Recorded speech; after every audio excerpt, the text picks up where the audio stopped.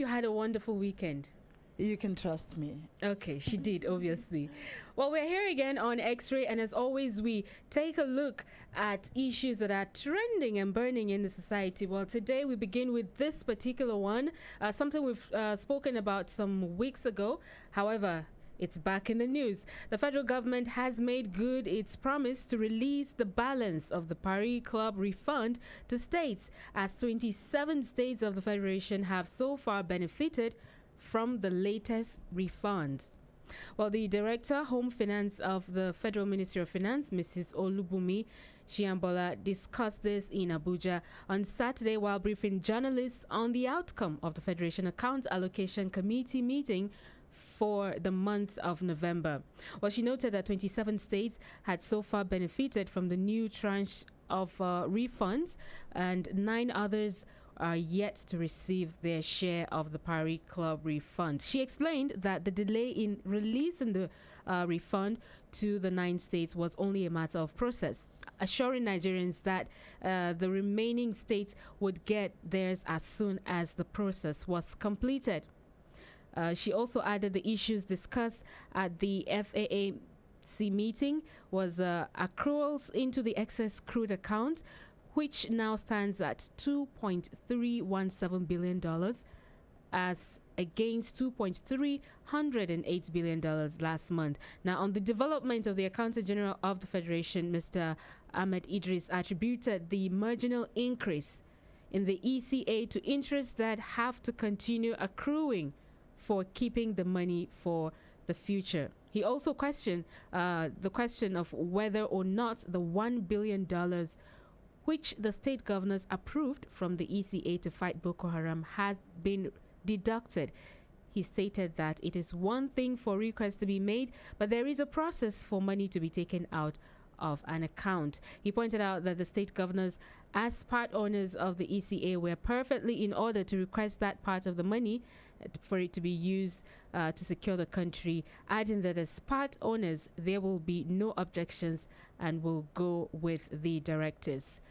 Well, he also added that the Ekiti State Governor, Ayo Fahishe's objection to the withdrawal of $1 billion from the ECA should have been made known to the Governors Forum instead of the press. Well, some long talk there. But then we have had this conversation before where this federal government did say it was going to, give this money so that states will be able to pay salaries. Now, it looks like it's happening. So far, 27, that's more than half of the states in Nigeria. Where do we see this going? Okay, it's a good thing because the monies are meant for Nigerians. And for the purpose for which they are being released, I mean, it's a good reason. Because the president had said, look, I need all Nigerian workers to be at a comfortable position, especially as they celebrate Christmas and end of the year. And I remember him saying that time that, look, the governors have to pay the salaries before Christmas so that people can celebrate their Christmas and end of the year very well. Okay, the monies have been released, which is okay. But like we used to say all the time here, it is not all about the release of the money. It is the what the monies are channeled to that will matter to us at this point, because the monies have been given out. The one we cannot overemphasize the fact that in the past, because you keep talking about the past when the present has not been corrected yet. So if we talk about the governors taking these monies and not paying the workers, we will not be emphasizing it until we get to that point that the monies are usually used to clear the salaries of most of these workers. And why a little, well, I can't really say is because the governors had also, they all came out that time, some of them, to say, look, it's not only the salaries. And they even said that, look, the monies that are going to be released, which have been released now, is not even enough to cater for the salary arrears of some states, because some of these states have been owing these monies for quite some time now. So we cannot really say, okay, the monies have been released and then the salaries will be cleared. The governors had made it, point blank from the beginning that the monies may not even be enough for some. So we don't expect all the salaries to be paid in some states. But then we would like to encourage the governors to use this money, because, when you talk about people working for months, 6, 7, 8 months and not paid, it's a serious problem. One is leadership deficit to start with, and then you are now going to have a society where people are distressed. All right, when people are not paid their salaries for those numbers of months, what do you expect? They lack the basic things. These are family people. They're dependent. How do they feel? You have a family. You have Nigerians or families that cannot be able to pay the usual school fees that people pay, and medical health access to health becomes a question. Sometimes even feeding, of course. Where is the money to buy the food? You cannot go to the market and say, look, I've not been paid for months, give me. Nobody will listen to you. So we have people who can no longer feed. We have children who may be pulled out of school because of school fees. We have people who, when they are sick, they will not be able to access health because they don't have the monies. So we have a society that is stressed up.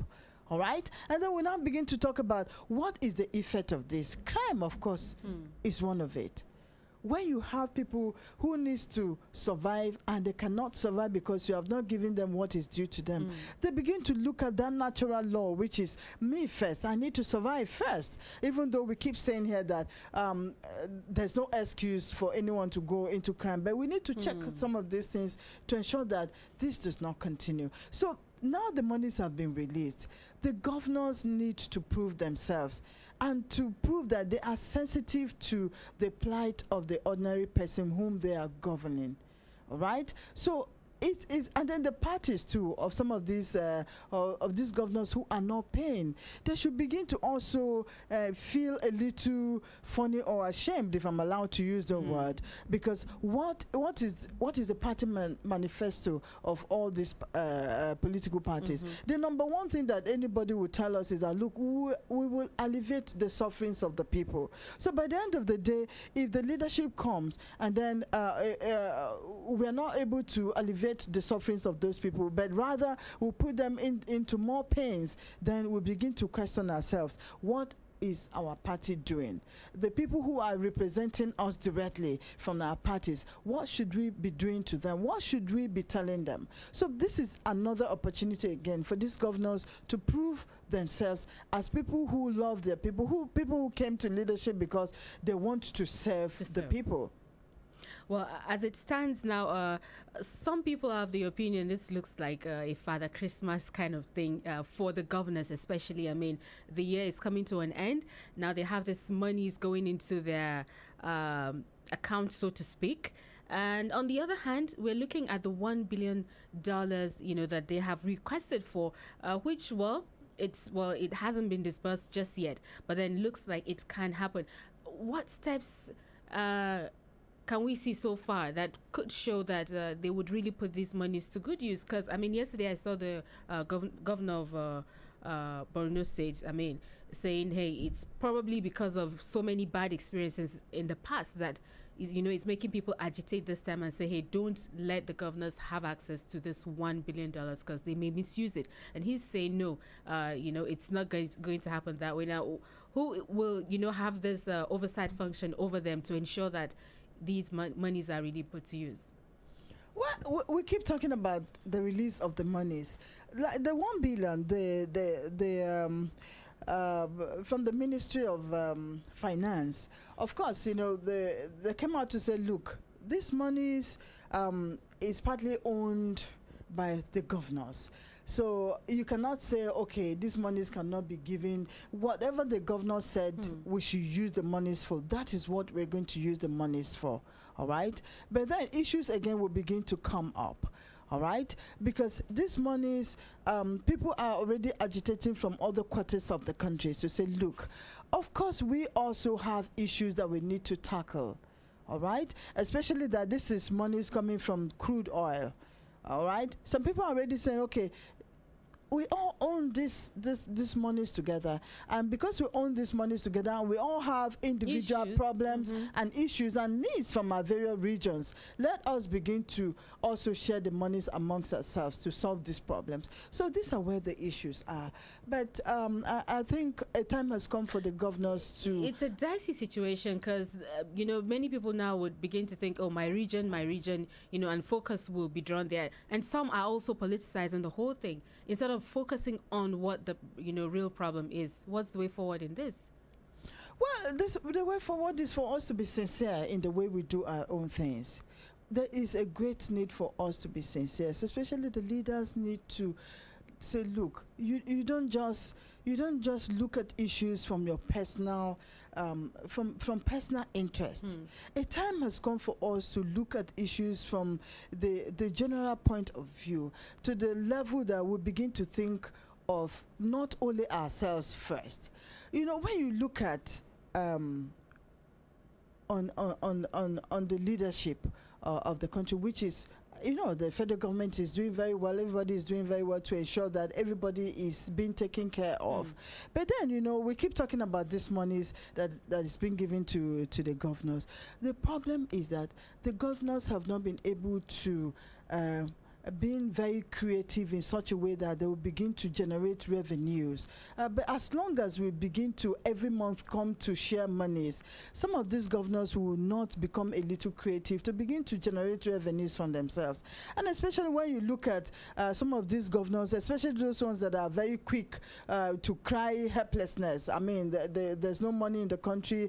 We need monies, and then you see these people by the end of the day, you see them, they're the ones living very flamboyant lives. They are moving with private jets. Their lifestyles does not correspond to what they are saying by the end of the day. So it's a chain of issues, and I think we need to address these issues. Well then, let's see how this goes, and hopefully, especially workers get to enjoy this festive season with their families, as they would hopefully all be smiling to the bank soon. Now, in another development, the federal government has appealed to the Petroleum and Gas Senior Staff Association of Nigeria to shelve its planned strike in the spirit of conciliation brokered between it and Nakonde Energy Services. It said that the appeal was imperative in order to save Nigerians from further hardship during the Christmas season and the New Year celebration. The Minister of Labour and Employment, Senator Chris Ngige, in a statement on Sunday in Abuja, said asked the Central Working Committee of Pengasin to reconsider its decision. It urged the union to respect the agreement and call off the scheduled action in the interest of the nation, more so when the adequate notice of strike was not given.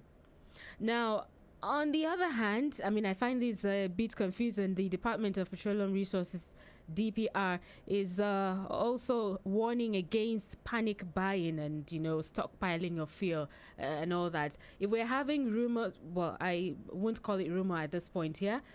If we're hearing about, upcoming strike and all that, yet you're telling us not to go panic buying and stocking fuel.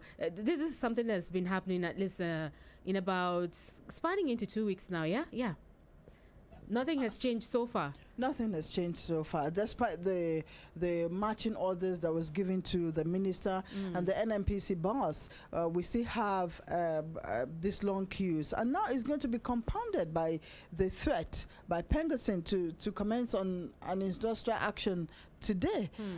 So if they, I don't know if they have started, but I know over the weekend the Minister of Labour held a meeting with them, and we were told that they have resolved the issues. But what we don't know right now is if the strike has commenced or if it's not commencing. We've not heard any statement that is from Pengasin to say, look, we have shunned our planned strike.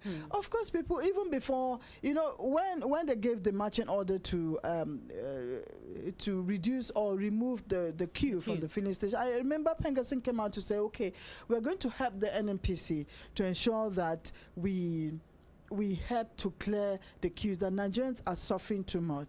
And I'm wondering again, at this same period, Pengasin is saying, okay, we also will go on strike. Is this the time to hold government? Is it the time to call out this strike now? So, but it's becoming like a culture or a tradition that by this time of the year, annually, it has become like an annual thing, just like we celebrate. It's part of the celebration. Yes, people will still be battling. It happens every year. So is it a plan? I mean, is it a planned thing? But at the end of the day, the ordinary man is left to suffer. Yes, of course. Because everything goes up. Once, feel it affects everything. Yes, movement and food stuff. Food stuff. If you get to the market now, my sister called me and was just telling me that a trip from here to Benue that used to cost 1,000 plus is now 3,500 already. And today is like 18, right? Today is 18. So by the time it gets close to Christmas, you can imagine what it will mean. So by the end of the day, it's the people that suffers. All right, so I think it looks like it's a very, very well calculated and deliberate. Because why is it happening all the time at this point? Time. All right, do we need to suffer Nigerians ourselves? suffer, yes, they suffer out from the old year, and then you step into the new one with some sort of suffering that always has something to do. When the holidays are coming, you are ending the year, you need to relax a little bit. Be with family and friends and just have fun. This is when spend the small money that you have. But this time, I wonder where everything would be. Wow, it really is sad, but that's the true situation in town. The queues are there. I've also seen some filling stations actually, on just lockdown. They're not even selling at all. A lot are not selling.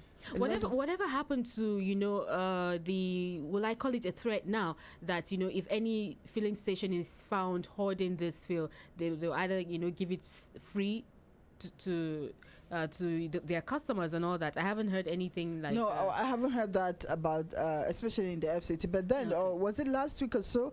If some filling stations in Zamfara State, I think about 10 of them were sealed up because they increased the pump price. But for here, we haven't seen. And we don't know if DPR are on their toes, watching really. But a lot of stations too, despite what the minister said and the NMPC said, because you remember last week they said they have flooded the markets with fuel. The tankers are taking fuel to all the nooks and crannies of the country. So if they're supplying this fuel, where is the fuel? That is a problem. A lot of the filling stations are closed. That means they don't have fuel to sell. But they had come out, the authorities had said, look, we are supplying this fuel. And unfortunately, the fuel problem has led to the death of a lot of people. We have tanker drivers, falling, and then fuel causing serious fire, killing people and vehicles. This is what happens when we have this kind of situation. All right. Be a part of the conversation by calling us on 081 89991011. That's 081 89991011. It's X-Ray on Human Rights Radio 101.1 FM. And call us and share your thoughts on any of the stories that we have spoken or talked about so far. Hello? Good morning. Good. Please turn off your radio. Hello? Hello? Okay. Ensure that you turn off your radio once you're trying to call us here so we can have a clear conversation. Please, let's not have that very, very noisy situation again. 08189991011. Hello? Good morning. Welcome to X-Ray. What's your name? What's your name? James? Yeah. All right, go ahead.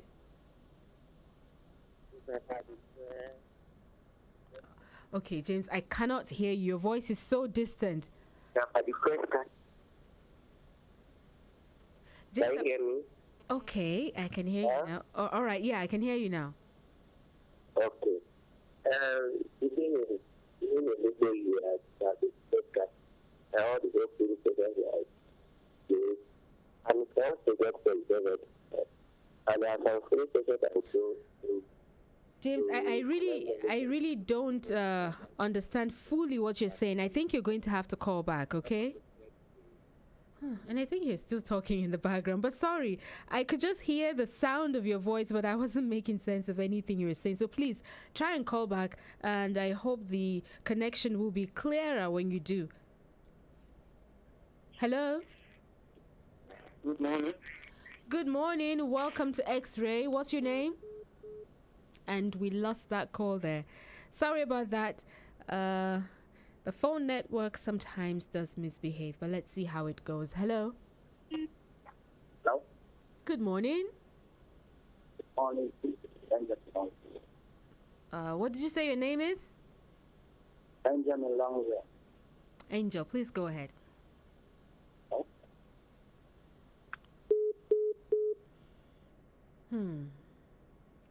Okay, so let's just see how it goes. This must just be the work of our network provider. Whoa. Hello. Good morning. Good morning, my sister. Well, if your radio is on, please, you need to turn it off.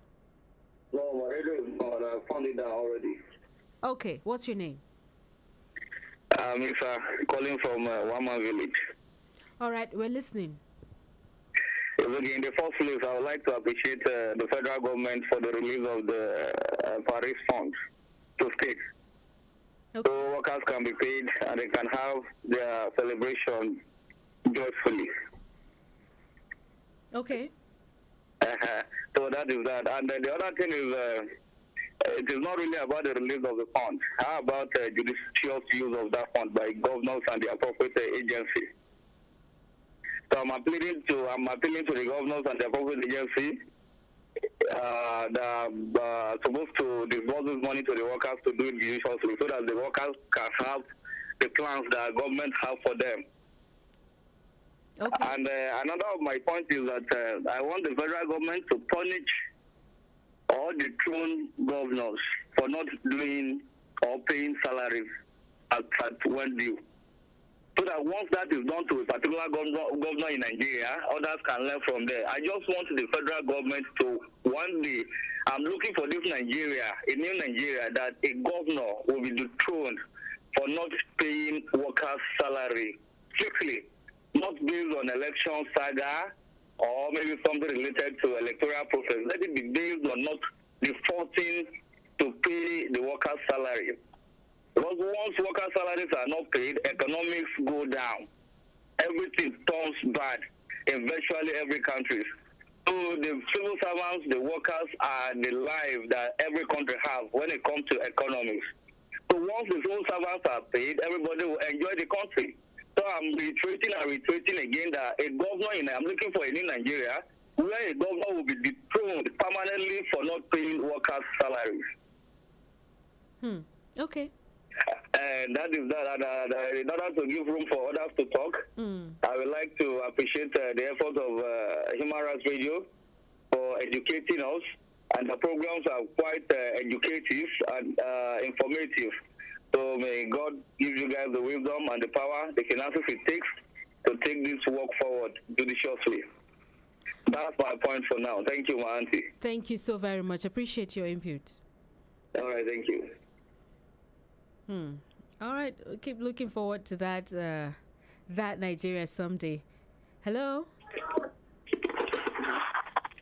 Hello?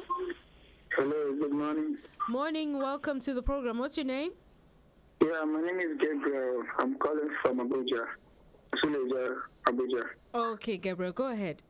Yeah, I've been calling I was listening to the program this morning, so I was trying to reach you guys, but you guys are not picking.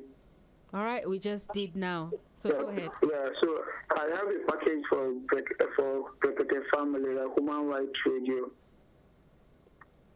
Hello? Okay, you have a package for... Yeah, a package for them. I am an artist. Me and my group, we did a song for Protected Family. Okay, so we did a particular song for them. Here's what you're going to do. You said? Can you hear me? Yeah, I can hear you. All right, you can reach the ordinary president at 4 p.m. today. Okay, you can call him, then you talk about it with him, okay? Okay, if I want to, is this number we used to reach him? Yes, call this one. If it doesn't go, just listen to the program at 4. I'm sure he will call whatever number is in use at that point. Okay, by 4 p.m., right? Yes. Okay, yeah, thank you very much. Thank you. Yeah, and Mr. Stabilis, thank you. Bye. 08189991011. That is the number to call if you want to participate on the program. It's X-Ray this morning on Human Rights Radio 101.1 FM. Good morning. Good morning. Welcome to the program. What's your name? Yeah, my name is Sani Adam, calling from Dede. Okay, go ahead. I just want to contribute about the fuel crisis in Nigeria. What the most people used to do, they used to divide the fuel from the FCC, Abuja. So we are to urge the EPR to do their work best in terms of monitoring the stations so that they will not be able to divide the fuel. There's a fuel in this country. So when the fuel reaches Abuja, they will begin to divide the fuel. Okay. So this is my contribution. All right. Thank you so much. Well, he's saying some sort of diversion is taking place. I don't know how he got You won't knowledge of blame him that. for that when NMPC had come out to say, look, we have fuel everywhere. The tankers are lifting fuel and then they're distributing the fuel to everywhere, And yet nooks we and can't find crannies. them. That's how they describe it. So if we don't have fuel in the filling stations, a lot of people will begin to wonder how and why. All right. Let's see who's here. Hello. Good morning. Good morning. Welcome to the program. What's your name? My name is Ifeanyi from Buhari. All right. Ifeanyi, welcome. Go ahead. I just want to commend you people for the good job you are doing.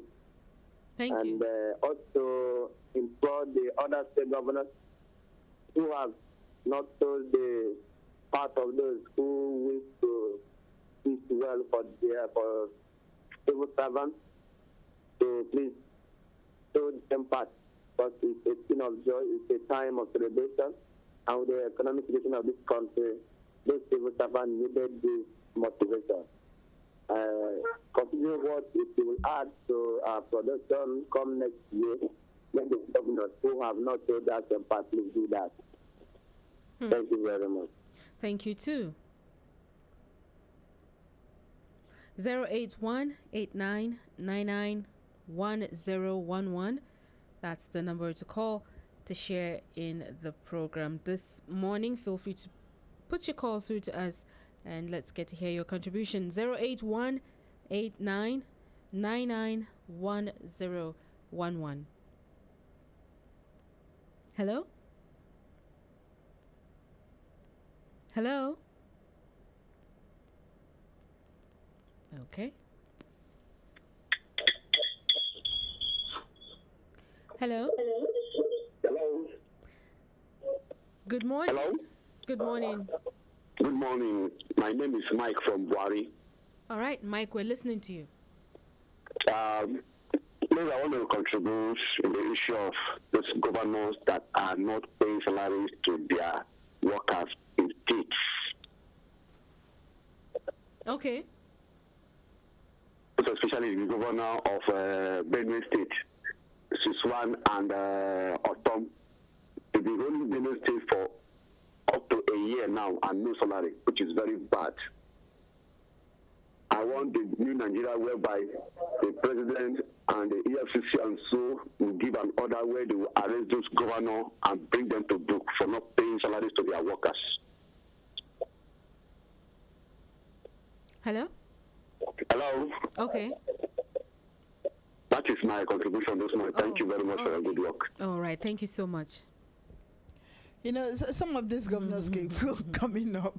The governors of Benue, Kogi, and co. But the thing is that, you know, there's a process. You cannot just ask the governor to go. And that's why a lot of times we're saying, okay, the state assemblies, what are they really doing? I think all over the country, as if most of the state assemblies are not very vibrant the way we expect them to be, because you don't hear anything from them a lot of the times. If a governor is not meeting up to his responsibilities, what is the state assemblies doing? Are they calling these governors to order, or do we have situations? That's what he's saying. Do we have situations where these assemblymen at the state levels are in the pockets of the governors because they're looking for one favor or the other, because by the end of the day they want to graduate and come to House of Rep in Abuja and all that, so they need to just be the good boys and good girls to the governor? Is that what is happening? Because we don't hear anything about the state assemblies, even though we hear a lot of things that are not very, very well coming from the way the governors run the states. So, but when a governor fails to pay the workers, the state workers, is that reason enough for the people to want him out? But to start with, we should. I don't know. You think it's not reason enough? Of course, why not? Why should a governor own a people for like a year? And the governor is not lacking food. The governor is not lacking medical services. Every other thing. If a governor's child is sick, the governor flows the child to abroad. Is that the same thing with the other people? Is there any governor in this country that can be hungry? Yeah, you're holding people's money, you're holding their entire life. You're tying everything down for them. So, of course, it's a very good reason, because the governors need to sit up and become more sensitive to the conditions and the plight of the people that voted them in. And that's why we keep saying that, look, 2019 has presented another good opportunity for people to decide and say, look, this is what you did while you were there for 4 months.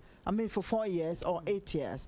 Now, when you are conversing for us after your second tenure, you want to come and sit in Abuja as a senator, and then we should decide whether you should be there or not. And then if you're just doing the first term, with what you have done, we should be able to decide, okay, now we cannot have you for the next 4 years. We need to have someone who will be able to better our lives. These monies are not personal monies to the governors. They are monies that is meant for the people. All right, the monies that are meant for the people. So we need, that would be calling for the people that will use these monies to the betterment of the lives of every person. But a situation where majority of the people are hungry and are lacking almost everything, and then they see the governors in so much affluence, in so much luxury. The governors are using private jets, hiring private jets to travel around. Governors are, you cannot even describe the affluence that a typical Nigerian governor lives in, at the detriment of the generality of the people for whom he's governing. So many people are going to struggle to try and manage to travel home this, holidays by road. Meanwhile, others are, going in private jets and all that. Well, let's see if we can squeeze in a call or two before we wrap things up. Hello? Hello? Hello? Morning to you. Welcome to the program. Good morning. Welcome to the program. What's your name? My name is Bob. Please go ahead. I want to talk on the issue of this taxi of fuel. Okay. And I want to also use this opportunity to appeal those in authority concerning this issue of fuel. They should have mercy on the people of Nigeria. At this level of hunger in the country, they still bring on scarcity of fuel. And I believe that Nigeria has 57. We are supposed to grow above this issue of scarcity of fuel. And I am very, very well that know that Nigeria, with their own wisdom, with the type of people they have there in the authority, they know how to stop all this. This Nigeria, as of this time, we are still experiencing this type of thing. Is not good. If you go out now, you see what Nigerians are suffering concerning this even life at the general, then I include this scarcity of fuel. And at this time of festivity, so I want to travel. And if you go to park, you will see how much they are calling, how much they are tagging their transport fare for you to go and see your people. It is very, very unfair. I want to advise that if those in authority are hearing me, they should, for the sake of that, it is God that gives them that post. They should not use it for politics. They should use it for the good of the people so that God will be happy with them. Okay. That is my contribution. Thank you very much. All right. Let's just leave it at that. Let's have your final words for listeners this morning on these issues that we've looked at. Okay, I think our governors should use this opportunity of this round of release of funds to them to alleviate the suffering of the people. A people who are whom you subject to so much sufferings as a result of not paying them for a year, for 10 months, 6 months, people who would be disgruntled, people who would be stressed up. So we have a society where majority of the people are stressed up. Dependents are lacking everything, and then this can cause a rise in crime. If you hear a lot of things that happens now, you'll be shocked and surprised. People are doing things that ordinarily they wouldn't do. You know, even though there's no excuse for anyone to get into crime, but we shouldn't allow those who are vulnerable to fall into some positions because of what we did not do or what we did. And for the fuel scarcity, I think we should end it. Just like the minister and the NNPC boss promised. I think they know what to do, like the last caller said. They know what to do, and they know how to end it, and I think they should do it. All right. To whom it may concern there. Thank you so very much, Oikeke Gadukure, for being here on X-Ray. Thank you. And many thanks to the listeners and callers. We'll do this tomorrow. In the meantime, stay here on Human Rights Radio. I'll be back at 10 on Pro Bono Chambers.